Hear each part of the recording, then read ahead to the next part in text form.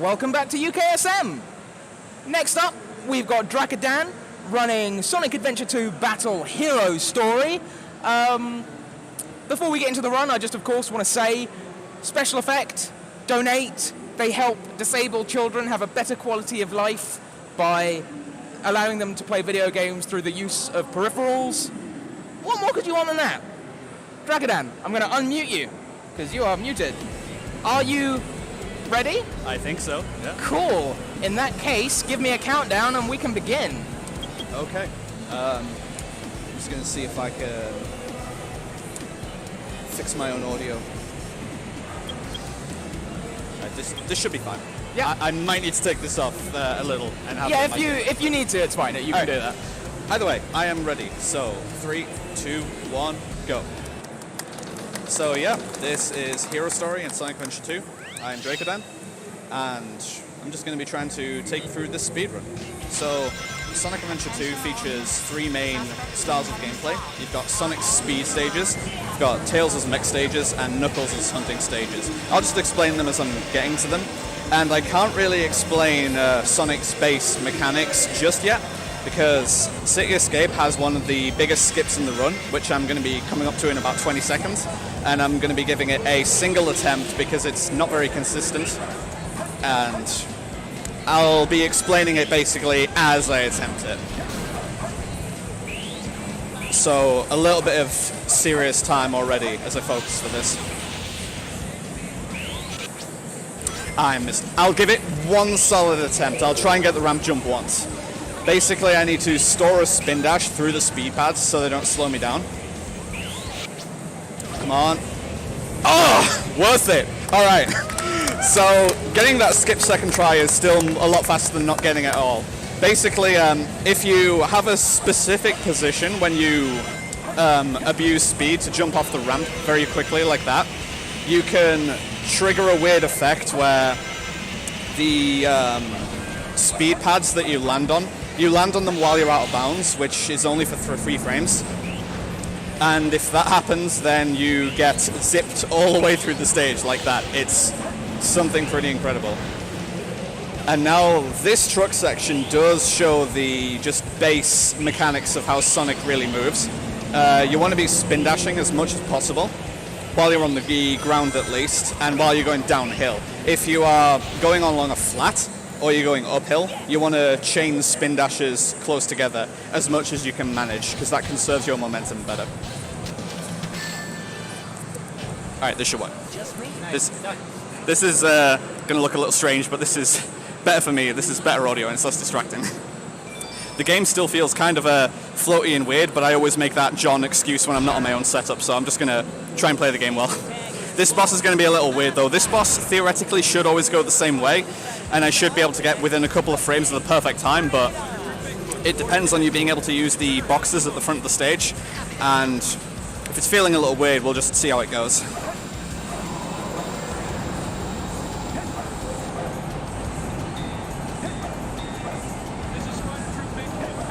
Alright, that will do. So that might be a 21.5. Oh, 21.42, that was a lot better than I thought. That is 2 frames off the optimal time. Like, you can't get better than 21.39 in that fight. So we're coming straight into a Knuckles stage now, and Knuckles is very different from Sonic and Tails. These stages aren't linear. You have to find 3 shards of the Master Emerald, which are hidden throughout the stage, and their locations are randomly generated. So we're going to use these hint monitors that will give us a hint as to where the shard is located. These always refer to the same position. There's about 100 shards per stage. That's over here then. No, it's not. Which is this? Oh, it's this one, Stone Statue Quartet. So, where's my 3rd piece at? Come on. Alright. I had to hang around a little there to get the hint. There is a cooldown between when you can get hints. Please, Knuckles. Alright, so not a particularly good Wild Canyon. I wouldn't say like 30 is a amazing time, but the RNG can create a lot of variance in these stages. Like, Wild Canyon can range between 10 to 30 seconds. So that stage alone, just depending on the luck that you get, it can swing it by like 20 seconds or so. What do you think of this run so far? Okay. I mean, you got to skip, so it's a marathon run. It's, yeah, technically. Coming into Tails' gameplay now, this starts with a boss fight, Eggman. Tails is the only boss that's introduced with a boss fight, but this is the most pathetic boss fight in video games. You just face up, continue shooting, and he's going to die in 4 hits. All right, got him. Let's go to start around the deploy. You need that one. Hey, you're getting back. All right.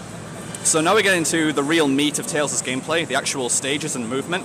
Tails is by far the most difficult character to use effectively, in my opinion. You wouldn't think it, but this mech is difficult to control and difficult to conserve momentum with. If you try and corner sharply while you're on the ground, the mech is just not going to have it. It'll come to a complete stop. So whenever I need to do any cornering, I'm going to try and do as much of it in midair as possible. And Prison Lane's gimmick you're seeing here is there's all these lock gates, and they are guarded by groups of enemies. I need to destroy groups of enemies to keep progressing through the stage. Some of them I can get early, like try and target them through walls, such as that. There's a couple of moments where I'm going to be trying to exploit that going through the stage. Alright. Yeah, I went a little early on that door there, which is a little bit of a shame, but it's not a big thing. So we've got a little bit of downtime now on this elevator, where we can just... So Tails came up from under a platform. Oh yeah. Is that intended? It's kinda sorta intended, because certain objects and floors in this game are only solid on one side. I'm pretty sure it's intended because you can like break through the underneath of virtually every loop in the game. So I think it is a very intended effect, but yeah, it's a little weird spot to apply it there. Alright, so a couple of early enemies there. Again, I'm trying to do all my cornering in the air if I can to try and not slow down. Yeah, that guy's not getting me. There's one early enemy here, which is very hard. Yeah, I didn't get it. The targeting for that enemy there is very, very weird. There's not really a consistent way to get it quickly. I mean, there kind of is, but like I say, it's very temperamental. And yeah, so jumping on top of those gates there is a lot more difficult than it looks, partly because of how narrow the walkway is, partly because of what I say about not being able to corner. There's a lot of variables depending on if you're actually able to do that. So, thankfully that went relatively clean. We're going to be coming now into Metal Harbor, Sonic's second stage, and it's the first stage where we're going to be getting an upgrade for the character. One of the irritating things about playing this game at a high level is that every action in the game is on the same button. This game was originally released for the Dreamcast where they had 4 buttons on the controller, so they decided to put A as jump and just the action button as everything else. So the more actions you get with the character, such as the light dash, which we're about to get with Sonic here, the more difficult it makes it to actually use the right action at the right time, because everything does the same thing. Thankfully, the light dash only triggers when you're near a trail of rings, so you can't really accidentally trigger the light dash in a lot of cases, but you can accidentally trigger it whenever you're near a trail of rings, because if you press the B button near a trail of rings, you will always light dash like that. So sometimes that can accidentally make you take a death in nasty spots. But we'll just carry on, see how we're going. I'm getting quite a lot of game lag actually, like a lot of spikes. This could kill me on some tricks. I don't want to say that stuff in this game's frame perfect, but some of it isn't far off frame perfect. Alright, so long jump. Don't attack that beetle if you don't need to. It's a death risk for no reason. And now I'm going to use a slope jump to skip this entire section. Like, So quick. yeah, a 13 is really good there. The task gets, I think, like a 1328, and I've gotten a 1321 before, I think. So I've gotten within a few frames of what the task gets there, but it's pretty tricky to do that without slowing down. Because the timing of how long you charge the spin dash affects everything there, because your starting speed depends where you land, which affects everything else, and like, it's a bit of a mess. But it's a pretty nice section to do fluidly and quickly. One last loop skip there as well. And out with a 124. Pretty respectable time. So, none of the runs so far has really looked outrageous. I mean, it's probably been like, oh, well, this is really fast. I mean, okay, City Escape was outrageous. City Escape, yeah. I was. Not outrageous. We kind of we don't assume that a runner's going to get City Escape skip because of how inconsistent it is. But Green Forest is where stuff is going to like start looking really ridiculous. I'm going to be attempting in Green Forest one of the most difficult skips in the entire run. I will give it a couple of attempts, but I cannot promise I'm going to get it. It is a very, very difficult skip. I'll explain more as I get to it. But before that, we've got Shadow 1. So this boss fight, I mean, if people play this game casually, you might remember this boss fight being irritating. I'm going to try and finish it inside of 11 seconds. So I'm just going to focus on this for a second. This is quite easy to make a mistake on. Got it? It's 9-7, wow. That's 2 frames off the task time. What is this? This is good. So what I did there was I spin dashed towards him by using a property called storage to keep damaging him. Because every action is on the same button in this game, spin dash and somersault are also on the same button. So pretty much at any time that you're holding B, the game thinks you're somersaulting, even if you're not in the somersault animation. The somersault only comes out when you release the B button. But if you continue to hold the B button, the game continues to give you the properties of somersaulting, which includes a shorter hitbox and the ability to damage enemies. So when I was running into Shadow there, I was holding the B button, and I just wasn't doing it long enough to trigger a spin dash, but you can just run into him and damage him like that. So here comes Green Forest. Very technical stage, there's a lot of slopes, there's a lot of weird shenanigans that can go on, and there's the aforementioned very difficult skip. What I'm going to be doing is getting on the side of a loop and trying to homing attack into a loop speed trigger. What a loop speed trigger is it's the game's way of giving you bursts of speed as you're going around a loop to try and help you around the loop. But when you activate a loop speed trigger, the game essentially gives Sonic a big boost of speed, and it forces him what the game thinks is the current downward direction. I say the current downward direction because whenever I'm like going around a loop like this, the game is essentially temporarily changing the direction of gravity. Like, gravity is variable in this game. And if I activate the loop speed trigger while gravity is skewed, it will force me sideways instead because the game thinks that's downward. And it only resets gravity once I go slow enough to hit a gravity reset trigger. But this is very difficult, and even if I get on the tree, the trick is far from over, so I'm really focusing here. Alright, I'm going to have to bail out. I'm not on the correct vertex of the tree to do the variant of the trick that I want. A lot of technical language, but suffice it to say, if I do what I wanted to do there, I would have died. And, alright, we'll do this. That works. That's the jankiest bungee skip I've ever done, but it will certainly do. And a pretty bad setup for the loop speed trick there, by homing attacking into the next loop speed trigger there to get some more speed, but we'll deal with it. So this is, even though I got the wall run, this is still turning out to be like a very average Green Forest. Like a 133 there, I could get that on a very clean run without the skip, but I'll certainly take getting on the tree whatsoever. Still looks cool, right? Even though it wasn't as fast as it could have been. So, in my opinion, this run is divided into three very distinct segments. You've got the beginning game, you got like the early game, you got the mid game, and the end game. Green Forest, in my opinion, is the end of the early game. So we're heading into the mid-game here, which is far more focused on Knuckles and Tails gameplay. We start off with Pumpkin Hill, and the mid-game contains 3 of the 5 Knuckles stages, which, as I say, are very luck-based, so these can really swing the pace of the run. I'm about to get Knuckles' upgrade here, the Shovel Claws, and this allows us to dig underground. So a green ping means I'm going to have 3 Brothers Tombstone or Tombstone guarded by 4 skulls, yeah. So this is a pretty okay first piece. And the way the game generates pieces is, I'll try and explain this pretty briefly. Piece 1 is always going to be completely random. The game has a pool of piece 1s that it can choose, it just gives you one of those. The game then checks what your piece 1 was, and it gives you a piece 2, which is far away from where piece 1 was. And then for piece 3, it does a lot of complex math involving looking at the areas between where piece 1 and 2 was and every possible piece 3, and tries to give you a set that generates a wide total area. So basically, if you look at that stage as a 3D space, I had like a big triangular box between all 3 pieces. The game tries to do that most of the time. But 31 is a very good time for Pumpkin Hill. Like, it's very difficult to push Pumpkin Hill under a 30-second time. That was like very favorable RNG. The total area between those pieces was quite small. So we're coming into Mission Street now, and when I mentioned about Tails' movement being very difficult, this is a stage where it's paramount that you move very well with Tails. This is a cycle-based stage. So what I mean by that is that as soon as I start the stage here, there's a bunch of platforms later in the stage. Wow, nice lag spike, which are already moving. Does this count as a tool-assisted speedrun now with slowdown? I don't know. But once I get Tails' upgrade here, the booster, I'm going to be able to use a glitch called a hover jump by initiating the hover while I'm still rising in my jump. I'm going to try and use it here with a pause buffer to try and augment the effect. Not quite high enough. Unfortunately, there was too many frames between when I jumped and when I activated the hover, even though I used the pause buffer to try and get them closer together, but that just sometimes happens. That's a very tight hover jump to get on top of that weight. It's like a 5-frame window between when you jump and when you initiate the hover.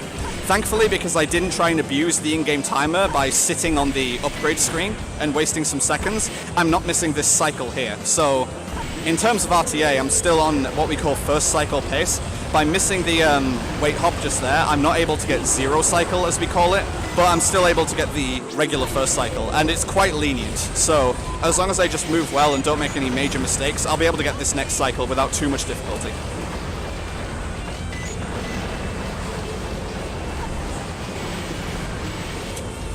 Alright, just break this and get this weight down.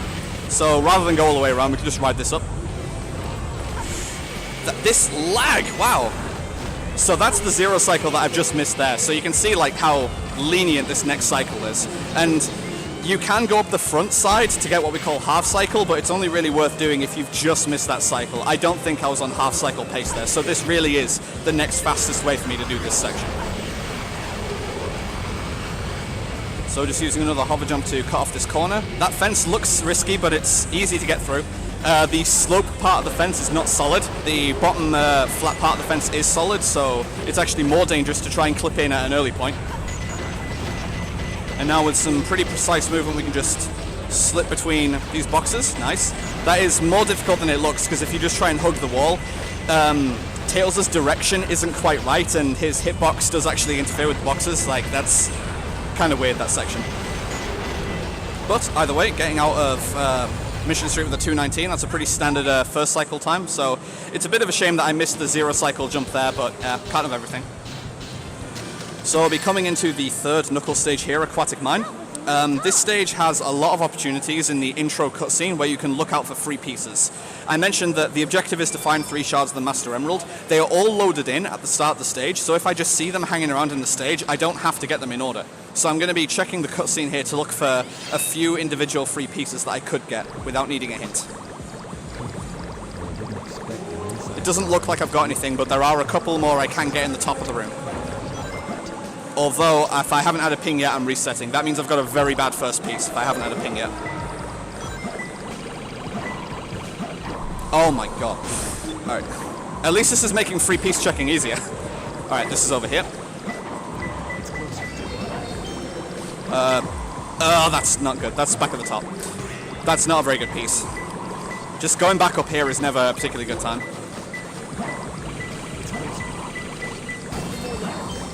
And dented ceiling. It's the good one, though. This is actually fine. Yeah, this is fine. Because we can just get on the wall and just... Please, Knuckles? Thank you. Just get it like that. That's no problem. There's 2 variants of that piece, dented ceiling. The other one that I hope that I didn't have is further back in the stage. And you can use the same jump and glide trick to get it there, but the positioning is very, very precise. Like, it's very difficult to get that without the water level or without clipping out the stage. You can clip out of Aquatic Mine in almost every single spot of the stage where there's a sign against the wall. Like, if you do the correct jump and glide, you just clip straight out, and you can just fly around out of bounds. It's pretty cool. So I've got a couple of minutes of just driving here with Route 101. The only thing to really mention with this stage is that once I hit the first down slope, I'm going to initiate drifting mode, and I'm going to maintain that through the whole stage. While you're drifting, you can actually maintain the higher boost speed cap that the game gives you. So, like, as fast as I'm going here, I can maintain this through the whole stage now. The only time I'll decelerate is when I hit a wall or an obstacle. So I'm still going to be collecting rings so that I can get boosts, but I only need to use boosts once I've gone up a slope and lost some momentum. So, Argik, any comments? Have you found the president? Not yet. It's coming. So you're speaking about RNG on Knuckles stages. How many different pieces are there in total? There is about 100 pieces per stage. So if you want to be able to run this game really well and have everything memorized, you do need to remember like 100 hint locations per stage. And some hints can refer to multiple pieces.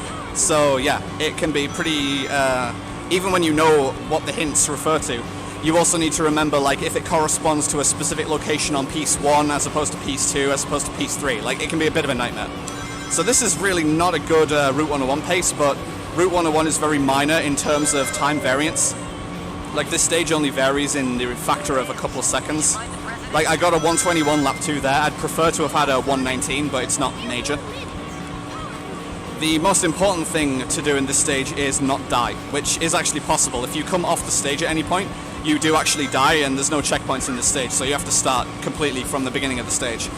If you get to the end of the stage as well, there is a certain spot on the track where the cars just despawn when they reach a specific point.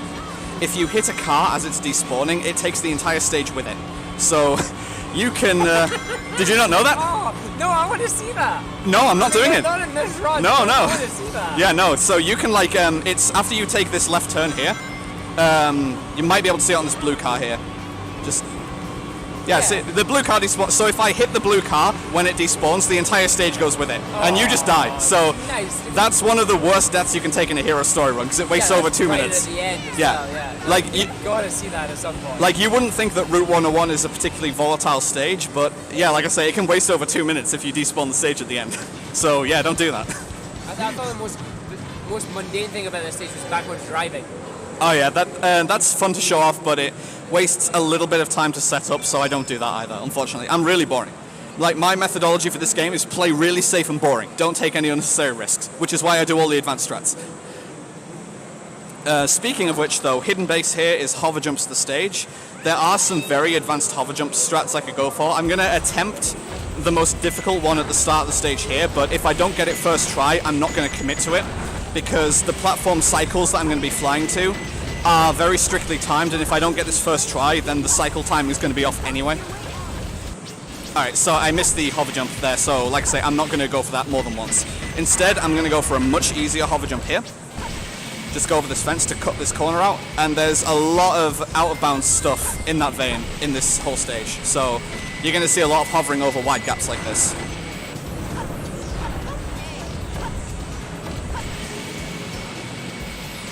So I'm just using the camera trigger there on the shoulder buttons to force free camera mode. Like, the game has auto camera where it just gives you a normal camera view, but you can force the camera to follow you in free cam mode where it just situates itself behind you, and in a lot of outbound situations it makes it much easier to navigate. Alright, 54 with the route I've used is not too bad. Alright, that door break is very difficult to get without slowing down, so I'm glad I got that. You've got like a very weird angle to get that, and again, if you corner too sharply, then you're going to lose all your speed as you're approaching that door.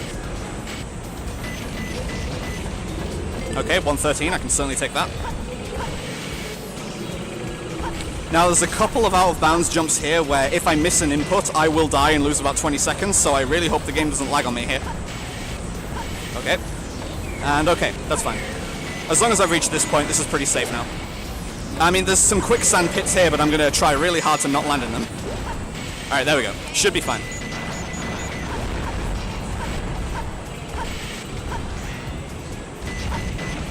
Alright, coming out with a... yeah, still a 145. That's a really respectable hidden base. That's... for using the route that I used and the strats that I used, 145 is like very respectable there. So... I've just completed what we call the first of the trilogy of desert stages in the run. This is like coming to the end of the mid-game, but Tails' Hidden Base, Sonic's Pyramid Cave, and Knuckles' Death Chamber are the 3 desert stages. Back to back, they're probably the most technically difficult stages in the run, and this is the most technically difficult stage in the run. Pyramid Cave is just chock full of speed tech, and there's always something going on. You can always risk a death. Even in these hallways, if you come off the floor at the wrong point and hit the wrong floor vertex while in midair, you can just clip out of the floor. So... yeah, there's nothing free in this stage. So I'm going to get a weird bounce off this charbox.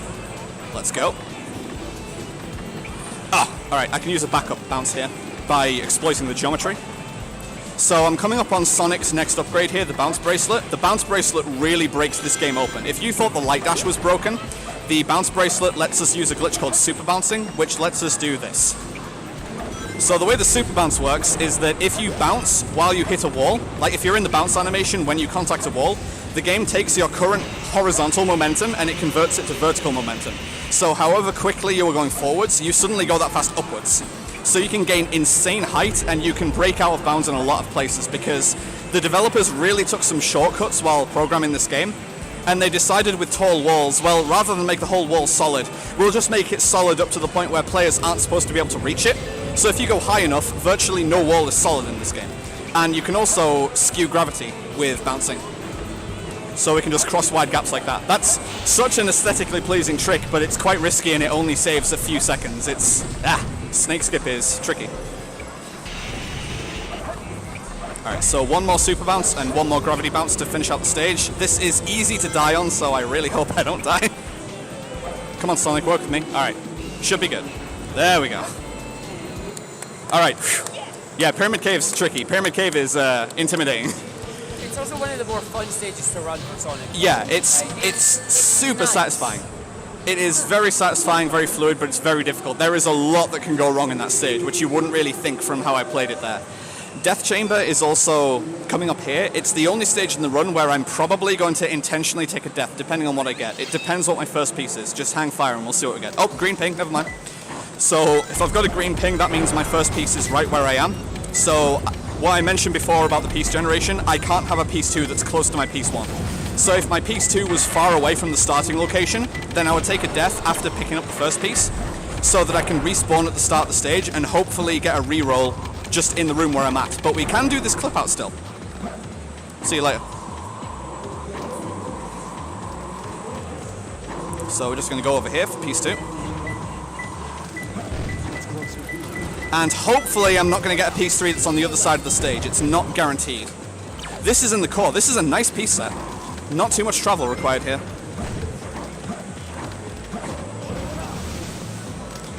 The location of this piece is a little inconvenient, and the camera can be very inconvenient here, but... Ah, come on. Give me it. Give me it! Alright, there we go. Got it in the end. A little bit of a struggle, but not too bad. That's a good death chamber. So, major skips notwithstanding, that is, I would say, the most difficult part of the run in terms of the stages, but we've also got a couple of boss fights here before we get out of the mid-game. We've got King Boom Boo for Knuckles and Egg Golem for Sonic. Back to back, they are by far the 2 most difficult bosses in the run. King Boom Boo isn't too difficult to get just a 1-cycle fight on, where you finish it in 40 seconds, just follow him, hit him 4 times.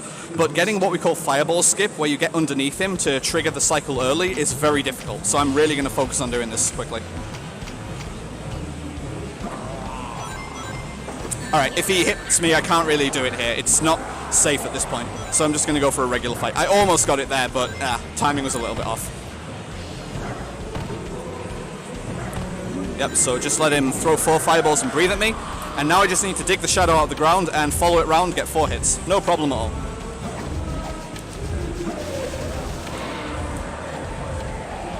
Bit far ahead. If you're too far ahead of him when you hit him, you actually knock him the other way, and that immediately kills the 1 cycle. That's a really big mistake if you accidentally do that. But still a pretty elementary 1 cycle fight.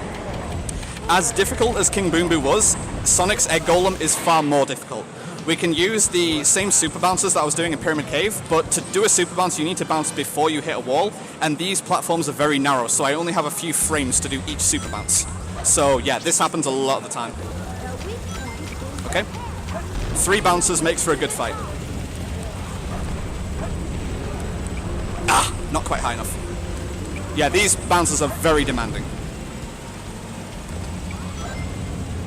I'm gonna go for a greed bounce because I'm greedy. There you go. And now for the last hit, he's gonna head smash towards me, but I'm just gonna duke him and then attack him from the side. No problem. Ah, alright. Yes, got out of bounds. Nice. That doesn't do anything, but it's pretty nice to show off. You can just fall into an infinite void there, and there's no kill plane down there. Once you're down there, you fall forever. So that's nice. So that's the end of the mid-game, and we're coming into the end game. The end game stages themselves aren't too bad, but every stage has a major skip, and they are all quite intimidating in their own right. There's a very, very stupid clip that I can do in Eternal Engine by forcing a box to fall on top of me, but getting this to trigger is very difficult, and I don't really get multiple attempts at this without dying, because I need to abuse geometry. So I'm going to really focus on this. Oof, nice, first try. Alright, that is ridiculously done to get that clip. You saw that I needed to break multiple wooden boxes there. You need to approach it in a very specific way and get the boxes to break at the same time. You need to hit both boxes simultaneously, and then the metal box needs to fall on you in a specific way as well. There's a lot of variables in whether that skip works, and yeah, if you don't get it first try, then the metal box is down there, so you don't really get another attempt at that without dying to reset the stage. Now at this point, you can see that the camera's not being very cooperative. By using a couple of background cues, I know exactly where to fly so that I can just fly straight to the end of the stage. I'm just going to trigger the goal ring from out of bounds. Hopefully I didn't fall too far when I wasn't exactly timing my free fall, so hopefully I'm not too far down. In a few seconds I'm going to reach the goal ring.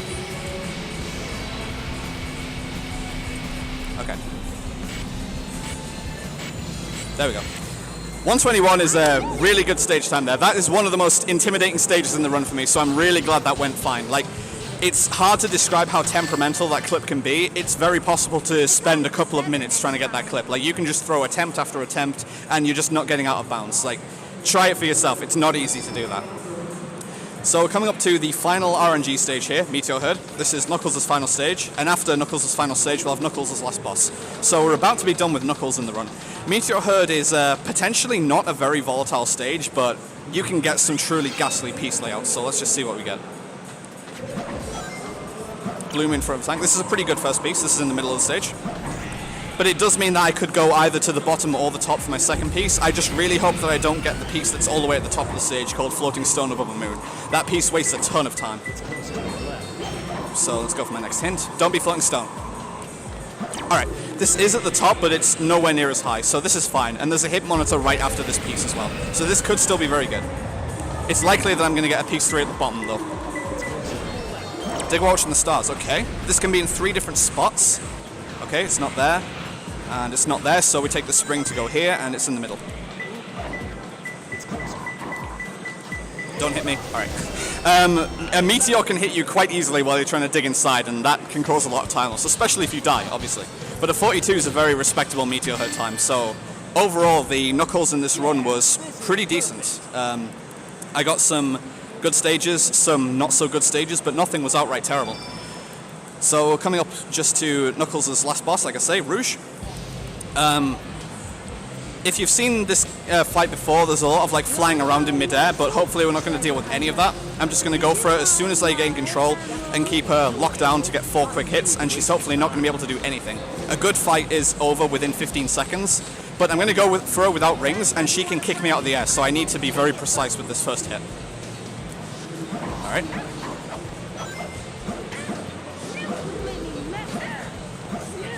There we go, 14-7-9. I'll take that fight.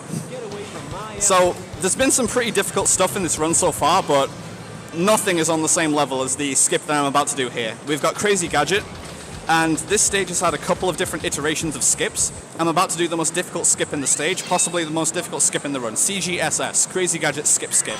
It's called Skip Skip because we had a previous skip, and this new skip skips the skip. So, yeah.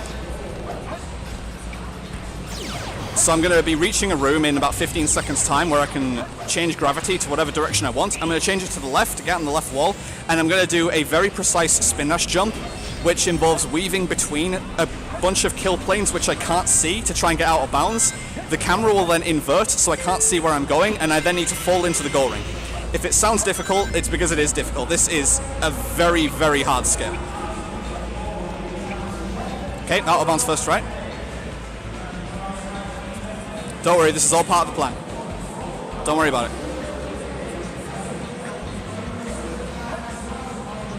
Got it, nice. That is like super hard. Getting out of bounds, avoiding the kill planes is like, there are so many ways that you can hit the kill planes, barely any ways that you actually successfully get out of bounds. And because you lose a lot of momentum when you corner sharply in this game, if you are too aggressive on the control stick while you're getting out of bounds, you just don't have enough distance to hit the goal ring either, so you need to be maintaining good movement at the same time as everything else.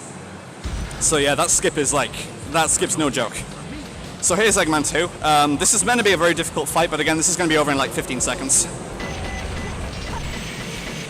We just have some fun with him. Yeah, that laser's no problem. There we go. Dance to celebrate. So we've only got one more stage and one more boss in this whole run. Pretty good run. We've got Final Rush, and there's going to be very little actual gameplay in Final Rush. You've seen gravity bounces or gravity exploits a little bit already. We can use a skewed gravity exploit off a rail to skip virtually the entire stage. We're going to play like the first 20 seconds of the stage, and then there's not very much natural gameplay anymore.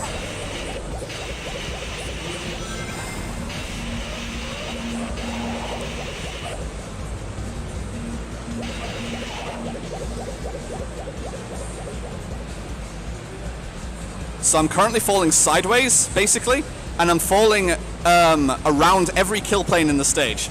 Like, I'm going around every kill plane in the stage so that I can just fall straight towards the goal ring. Should be good. being conservative in my turn to make sure I don't avoid a kill plane on the left there. And we've got, yeah. There's like a lot of time of this. You just fall and... That's a genuine picture of Earth as well. That's an actual photograph of the actual Earth. It's just got a big blue filter on it. Just like in City Escape, if you look at just the background image, the cityscape, that's actually San Francisco. So, Nice. yeah. We'll see the stage in a couple of seconds now. There you go. There we go. So I just need to fall over here. And the goal ring is going to come into view once I fall through this pillar. I just need to make sure to be on the right side of this pillar because there's another kill plane directly behind the pillar. So, yeah, you can die at the very end of the skip just by being in the wrong spot. And there we go. 122, I'll take that. So only the last boss of the run now, Shadow 2. And rather than letting him run ahead of me and use his special attack, which immobilizes him for a bit, we're just going to use some rhythmic homing attacks to keep him in place. Hopefully get 5 quick hits and have the fight over in like 16 seconds. That's if the fight goes well. Time is on the 5th hit, so I'm going to be counting out the hits as I get them, like 1, 2, 3, 4, and then time. Like I say, time is on hit 5. So hopefully I don't choke while I'm counting them out.